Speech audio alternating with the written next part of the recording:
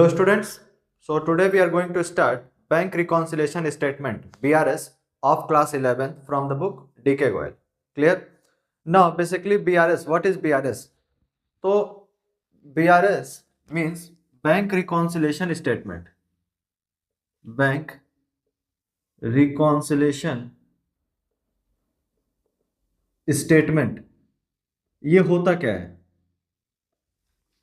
Basically ये एक statement है कि जब भी हम कंपनी जो होती है, जब भी कोई बैंक से ट्रांजैक्शन करती है, ठीक है, तो कंपनी अपना जो भी ट्रांजैक्शन है वो कहाँ कहाँ रिकॉर्ड करती है। वो एक अपने अकाउंटेंट जो है कंपनी का वो रिकॉर्ड करता है और दूसरा उस ट्रांजैक्शंस को बैंक रिकॉर्ड करती है। क्लियर है? तो कभी कभी क्या होता है कि जो भी आपका अपना जो ट्रांजैक्शंस का जो भी अमाउंट आ रहा है, टोटल आ रहा है, और बैंक का जो पासबुक का टोटल आ रहा है वो मैच नहीं होता है। ठीक है, वो मैच नहीं होता है। तो उसी चीज़ को रेक्टिफाई करने के लिए, उसी चीज़ को मिलाने के लिए हम लोग बैंक रिकॉन्सिलेशन स्टेटमेंट या बीआरएस बनाते हैं। ठीक है, जैसे समझिएगा ध्यान से। बैंक रिकॉन्सिलेशन, बैंक का मतलब कि बैंक के जो भी ट्रांजैक्शन है वो, रिकॉन्सिलेशन मतलब मैच करना, करेक्ट करना कि कहाँ गलती हो रही है, कहाँ हमने यहाँ पे माइनस किया था, कि बैंक ने मतलब बैंक ने क्या किया है, हमने क्या किया है, इन सारे ट्रांजैक्शन को मैच करना उसको रिकॉन्सिलेशन कहते हैं। और स्टेटमेंट मतलब कि एक पूरा एक फॉर्मेट। तो बैंक का जो भी ट्रांजैक्शन होगा वो कहाँ कहाँ रिकॉर्ड होगा? वो दो जगह रिकॉर्ड होगा। कहाँ? एक तो कैश बुक, कैश बुक के बैंक कॉलम में रिकॉर्ड होगा जो कि हम लोग खुद करते हैं। ठीक है, we record this bank transaction in the cash book in the bank column, and the other bank transactions will be recorded by the bank itself. Okay, bank in passbook, bank जो है वो कहाँ रिकॉर्ड करेगा? Passbook में record करेगा। यही तो है। चलिए, अब अगर हम सपोज करो, अब ये दो जगह रिकॉर्ड होता है कि बैंक, एक तो हम लोग खुद रिकॉर्ड करते हैं बैंक कॉलम में, and the other is bank record करता है पासबुक में। क्लियर है? नाउ अगर आप मतलब बैंक में कैश जमा कर रहे हो तो आप क्या रिकॉर्डिंग करोगे? अगर आप बैंक में कैश जमा कर रहे हो तो आप क्या रिकॉर्डिंग करोगे? You will record that bank account debit to cash account. Okay, and what the bank will record, suppose कि आपने 1000 रुपीज डिपॉजिट किया, तो जब आपने बैंक में जमा किया तो बैंक भी तो इस चीज को रिकॉर्ड करेगा। तो बैंक क्या रिकॉर्ड करेगा? So bank will record that cash account debit, उसके पास क्या आया? कैश आया। सो बैंक विल रिकॉर्ड कि cash account debit to customer account. अब देखो, कस्टमर अकाउंट जो है क्रेडिट हो रहा है, और इसीलिए जब आप बैंक में पैसा जमा करते हो तो स्टेटमेंट मैसेज पे आता होगा कि your account has been credited by 20,000, 30,000, whatever is the. ठीक है, तो इस तरीके से रिकॉर्डिंग किया जाता है। क्लियर है? अब देखते हैं इसका जो नेक्स्ट टॉपिक है या नेक्स्ट पार्ट है।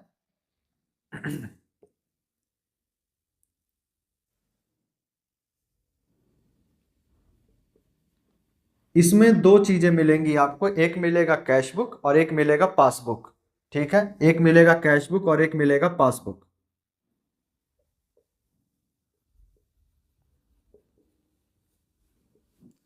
ठीक है, सो कैश बुक का, आपको कैश बुक याद होगा या वीडियो मेरा देख लेना, उसमें आपको याद आ रहा होगा कि हम लोग जितने भी रिसिप्ट होते थे उसको हम लोग रिकॉर्ड करते थे डेबिट साइड में, और जितने भी पेमेंट होते थे उसको रिकॉर्ड करते थे क्रेडिट साइड में। ओके, सो इट मीन्स कि कैश बुक का जो डेबिट बैलेंस है वो पॉजिटिव शो करता है, कि अगर कुछ भी बढ़ेगा तो हम डेबिट साइड में शो करेंगे, या डेबिट कैश बुक का जो डेबिट साइड होता है वो पॉजिटिव प्लस शो करता है, पॉजिटिव शो करता है।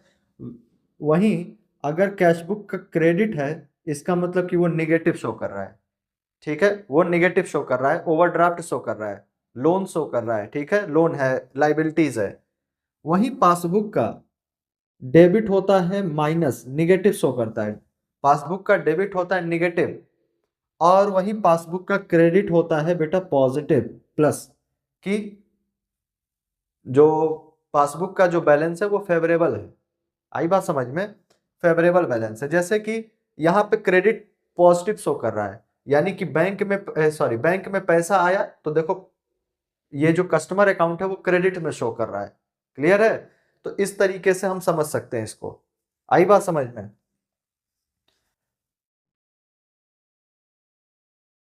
चलो नेक्स्ट है, इसका फॉर्मेट देखते हैं।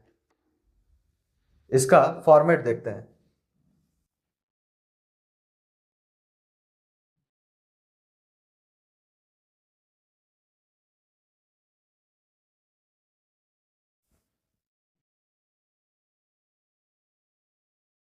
फॉर्मेट कुछ इस तरीके से इसका बनेगा। चलो यही बना लेते हैं। Plus, sorry, plus item and minus item, particulars. Okay, अब यहां पे दिया रहेगा आपको debit balance as per cash book. तो आप debit balance as per the cash book, cash book का डेबिट बैलेंस क्या था अभी दिखाया था, प्लस होता है, फेवरेबल होता है। ठीक है, तो debit balance as per the cash book यहां लिखेंगे। अगर यहां पे बेटा क्रेडिट बैलेंस होता तो माइनस में लिखते। ठीक है, क्रेडिट बैलेंस होता तो माइनस में लिखते। ठीक, उसके बाद ये रहा कैश बुक। अब हमें इसमें कुछ चीजों को ऐड करना होगा। ठीक है, ऐड करना होगा। ऐड क्या करोगे? मतलब ये कहने का मतलब है कि हमको कैश बुक से पासबुक की तरफ जाना है, कैश बुक से पासबुक की तरफ जाना है। यानी कि जो जो बैंक ने किया वही काम हमें करना है। अगर बैंक ने किसी ट्रांजैक्शंस को ऐड नहीं किया है और हमने ऐड कर दिया है, ठीक है, तो हमें उसको माइनस करना होगा। और बैंक ने किसी ट्रांजैक्शंस को ऐड कर दिया और हमने ऐड नहीं किया है तो हमें ऐड करना होगा। यानी हमें हर हाल में कैश बुक की से पासबुक की तरफ जाना है कि जो बैंक करेगा वही हमें करना है। अगर सीधी सीधी अगर लैंग्वेज में समझो तो यही है कि जो कैश बुक सॉरी जो बैंक करेगा वही ट्रांजेक्शन हमें करना है। अगर बैंक ने किसी चेक को ऐड कर दिया है, हमने नहीं किया, तो हमें ऐड करना होगा। अगर बैंक ने किसी पेमेंट को मतलब जैसे कोई पेमेंट को एक्सेप्ट कर लिया है तो हमें भी प्लस करना पड़ेगा। बैंक ने किसी चेक को डिपॉजिट नहीं किया है, मना कर दिया है, डिसऑनर हो गया है कोई चेक, तो हमें भी माइनस करना होगा। ठीक है, तो पहला हम इसमें क्या ऐड करेंगे? Cheque issued, cheque issued but not presented for payment. Okay, cheque issued but not presented for the payment. इसका मतलब क्या है कि cash book debit balance as per the cash book, ये आपको क्वेश्चन में गिवन होगा। ये सारे पॉइंट्स दिए रहेंगे और ये आपको अकॉर्डिंग यहाँ पे और यहाँ पे अरेंज करके लिखना होगा। नाउ फर्स्ट पॉइंट देखिए, कह रहा है कि check issued but not presented for the payment. It means कि चेक इशू तो कर दिया गया है, हमने चेक इशू कर दिया है, लेकिन जिसको दिया है, जैसे हमने राम को दिया चेक, ठीक है, हम एक कंपनी है ABC limited, ABC limited, we are the company and we give the cheque to Ram. ठीक है, हमने राम को एक चेक दिया, but Ram does not present this cheque into the bank. Okay, Ram ने इस चेक को प्रेजेंट नहीं किया है बैंक में। तो मेरे क्या बोलते हैं, हमने तो जब चेक पेमेंट करके दिया, हमने जब चेक पेमेंट करके दे दिया तो ये था कि हमने अपना बैंक बैलेंस माइनस कर दिया उतने से।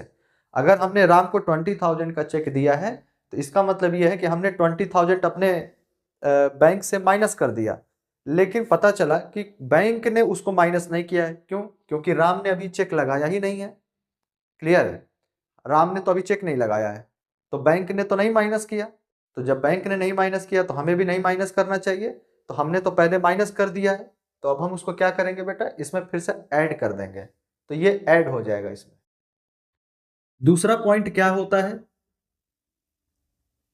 Any increase, any increase in bank balance, in the bank, ठीक है। अगर किसी भी बैंक मतलब बैंक में अगर किसी भी तरीके का इंक्रीज हो रहा है, ठीक है, बैंक में किसी भी तरीके का इंक्रीज हो रहा है, बैंक बैलेंस लिख लेते हैं चलो, ठीक है। Any increase in the bank, अगर बैंक में किसी भी तरीके का बैंक बैलेंस हमारा बढ़ रहा है, मतलब बैंक हमारा बैलेंस बढ़ा रहा है, कभी कभी क्या होता है, तो उसको हम ऐड कर देंगे। मतलब क्या है, कहने का समझ लो कि जैसे कभी कभी होता है कि डेटर जो है डायरेक्टली बिना बताए बैंक में हमारा पैसा डिपॉजिट कर देता है, तो बैंक तो बढ़ा दिया, हमने नहीं बढ़ाया क्योंकि हमें मालूम ही नहीं कि वो डेटर ने पैसा दे दिया है। या कभी कभी कोई इंटरेस्ट रिसीव हो जाता है, जैसे हम लोग सेविंग अकाउंट खोलते हैं, उस पर कोई इंटरेस्ट रिसीव होता है, या कोई हमको अननोइंगली कोई कमीशन रिसीव हो गया, ठीक है।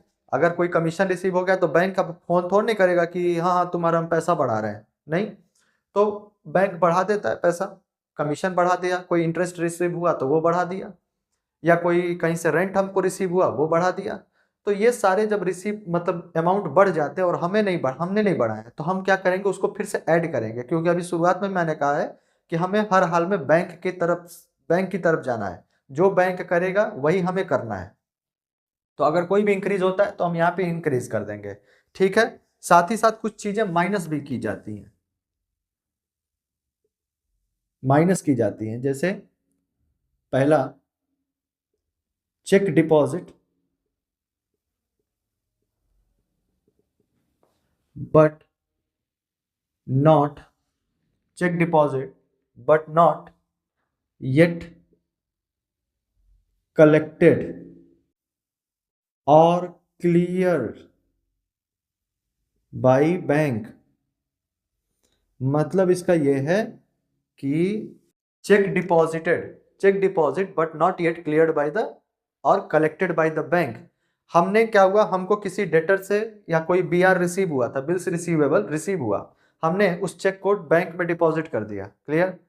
अब जब हमने बैंक में डिपॉजिट कर दिया तो हमने अपना बैंक का इस कॉलम कैश बुक में बढ़ा दिया कि भाई इतना रिसीव हो गया, ठीक है। हमको मान लो राम से 30,000 का चेक मिला, हमने लिख दिया कि भाई to bank account debit to Ram, तो हमने कैश बुक के डेबिट साइड में लिख दिया टू राम और बैंक कॉलम में 20,000 से चेक को इंक्रीज कर दिया। लेकिन एनी हाउ क्या हुआ, साइन मैच ना हुआ हो, डेट गलत हो गया हो, क्या हुआ कि बैंक जो है उस चीज को डिसऑनर कर दिया, ठीक है, डिसऑनर कर दिया, तो हमको क्या करना पड़ेगा, हमको माइनस करना पड़ेगा, क्योंकि हमने तो ऐड कर दिया है, तो हम इसको क्या करेंगे बेटा, माइनस कर देंगे, क्लियर है। या कभी कभी क्या होता है कि हम डिपॉजिट कर भी देते हैं लेकिन क्लियर होने में टाइम लगता है, ठीक है, चेक को क्लियर होने में टाइम लगता है कभी कभी, तो उस केस में क्या करेंगे, हम इसको माइनस कर देंगे, अगर उस डेट तक हम बना रहे हैं तो, ठीक है, तो इसको हम माइनस कर देंगे। दूसरा कि एनी डिक्रीज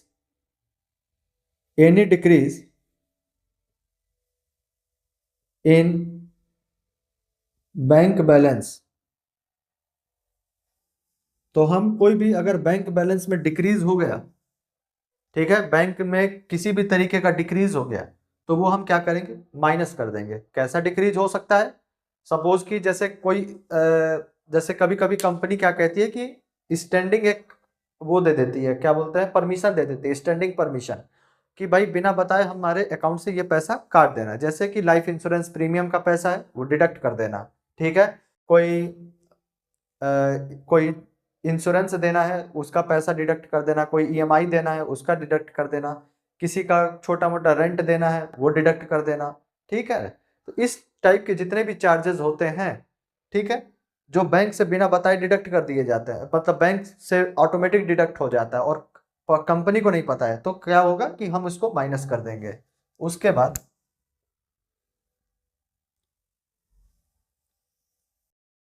इसको ऐड करेंगे और इसको ऐड करेंगे, ठीक है, और इन दोनों का जो भी बैलेंस होगा उसको हम लिखेंगे क्या, credit balance as per passbook, sorry, क्योंकि हमें कैश बुक से पासबुक की तरफ जाना था, आई बात समझ में, और ये हमेशा क्रेडिट बैलेंस ही आएगा, ठीक है। जरूरी नहीं है, मतलब अभी हम जब क्वेश्चन देखेंगे तो ये और क्लियर हो जाएगा। तो यहाँ पे इन दोनों का जो भी डिफरेंसेस आएगा वो होगा credit balance as per the passbook, ठीक है, एज पर द पासबुक। अब बताइए कि credit balance of the passbook is the favourable और अनफेवरेबल। फेवरेबल क्योंकि पॉजिटिव होता है, ठीक है, पॉजिटिव मतलब फेवरेबल। तो we will record that amount, the difference between this two amount will here, and our question is completed. Clear है? तो ये नोट कर लीजिए, ये छोटा सा फॉर्मेट है क्योंकि इसमें कई सारी चीजें इंक्रीज होती हैं और इसमें कई सारी चीजें डिक्रीज होती हैं, तो सबको लिखवाना पॉसिबल नहीं होगा और कंफ्यूजन हो जाएगी। So that why I am writing this. Okay, so write down and we will solve the question number 1। Okay, चलिए।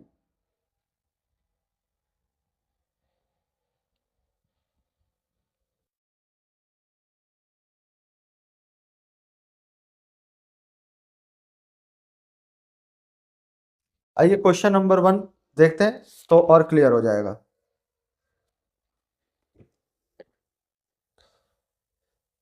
When the debit balance, favorable balance as per the cash book is given। पहला topic वही है कि debit balance है, favourable balance है cash book का। So question number 1, the Rimjim Limited maintain the current account with the State Bank of India on the 31st March। The bank column of its cash book show the debit balance of इतना।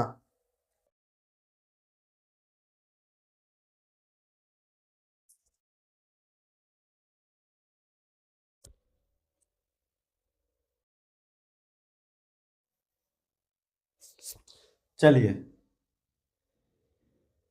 BRS of Rimjim Limited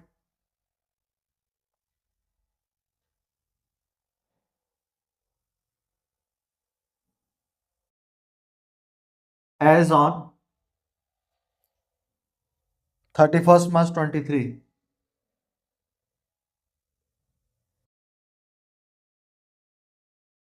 चलो,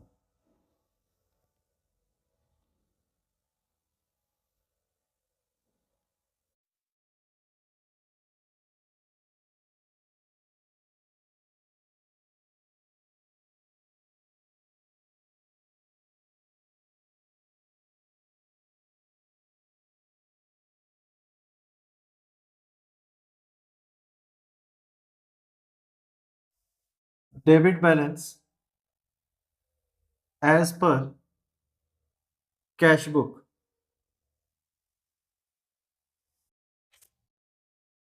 debit balance as per the cash book is 1,54,300। So debit balance favourable होता है, plus में लिखेंगे 1,54,300।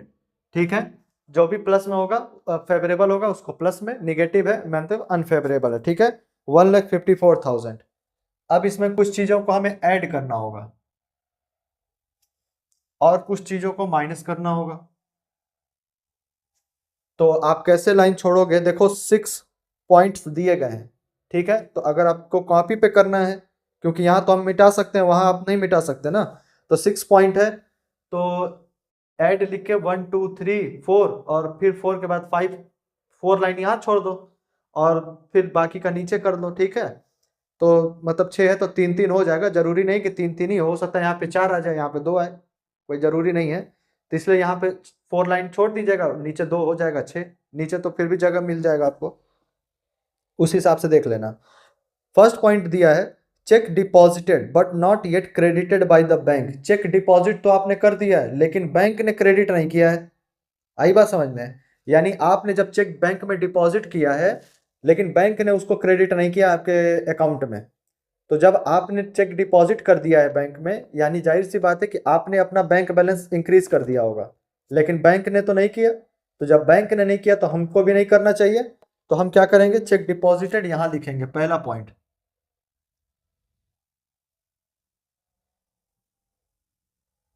Check deposited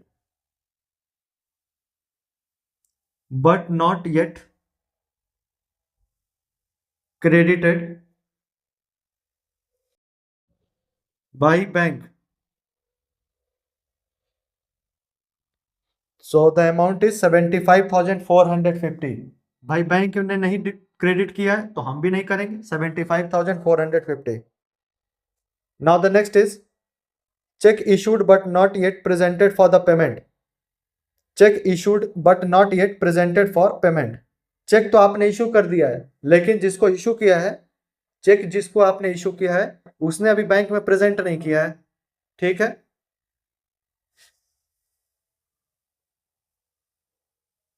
तो check issued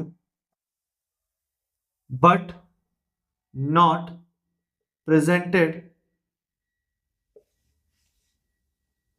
for payment, ठीक है। आपने तो चेक इशू कर दिया, लेकिन जिसको चेक इशू किया, किसी को चेक देना था तो आपने तो दे दिया। अब जब आप चेक इशू करोगे तो आप अपना बैंक कॉलम डिक्रीज कर दोगे, लेकिन आप जो है अपना बैंक बैलेंस तो डिक्रीज कर दिया, लेकिन बैंक ने आपका डिक्रीज नहीं किया बैंक बैलेंस। क्यों? क्योंकि उसने अभी चेक इशू नहीं किया है, ठीक है। So we will add back it to the cash book. So 80,750, 80,760। Okay. Now the third is bank charges not yet recorded in the cash book. Bank का चार्जेस है जो कि कैश बुक में रिकॉर्ड नहीं हुआ है। बैंक का charge है, बैंक चार्ज मतलब कि अलग अलग चार्जेस होते हैं, जैसे कि पासबुक का चार्ज हो गया, एसएमएस चार्ज हो गया, नेट बैंकिंग चार्ज हो गया, तो that type of the charges. Okay. तो bank charges not yet recorded in the cash book, ये बैंक चार्जेस अभी भी कैश बुक में रिकॉर्ड नहीं किया गया है। तो जब बैंक चार्जेस यानी कट गया, लेकिन आपने रिकॉर्ड नहीं किया है, बैंक चार्जेस डिडक्ट हो चुके हैं, मतलब कहने का ये है कि बैंक का ये जो चार्जेस है वो डिडक्ट हो चुका है, लेकिन आपने डिडक्ट नहीं किया। तो जब नहीं किया तब हम करेंगे, क्योंकि बैंक ने किया तब हमें भी करना पड़ेगा। So bank charges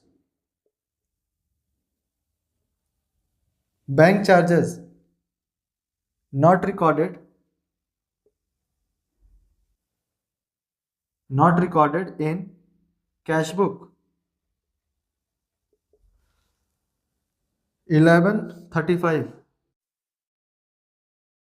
The next is check received by the bank directly from the debtor। okay, check received by the bank directly from the debtor। debtor ने directly हमारे बैंक में चेक डिपॉजिट कर दिया, ठीक है। debtor ने directly 1,35,200 का check हमारे बैंक में डायरेक्टली डिपॉजिट कर दिया और हमें पता नहीं है, ठीक।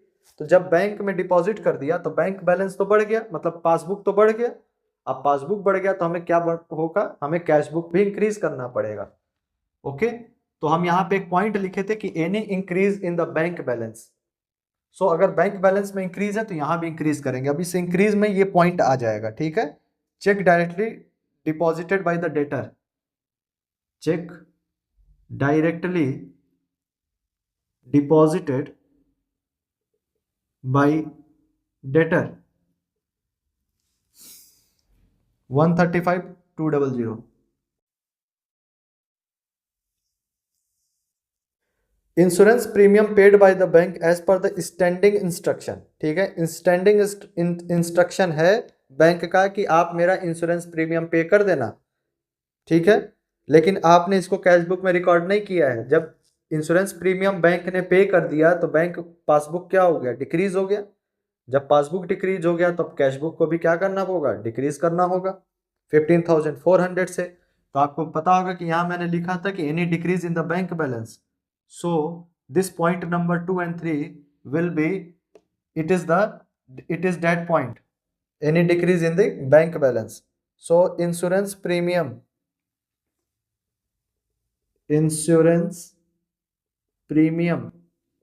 paid by bank and the amount is 15,400।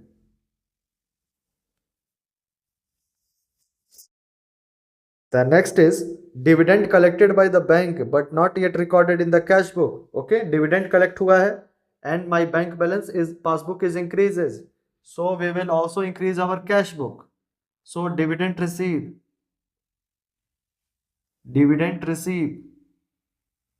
by bank directly and the amount is 1,000। okay, all the point is clear। now the last is we will total make total of this 154 300 80760 135200 and 1000 371260 371260. Okay, and 75450 1135 91985 91985. ठीक है, 91985. अब क्या होगा कि इसका जो bank balance, इनका जो डिफरेंस होगा, यानी कि दिस माइनस दिस, 371260 माइनस इतना 279275. The difference of this 3,71,260 and 91,985, the difference between this plus and minus will be 279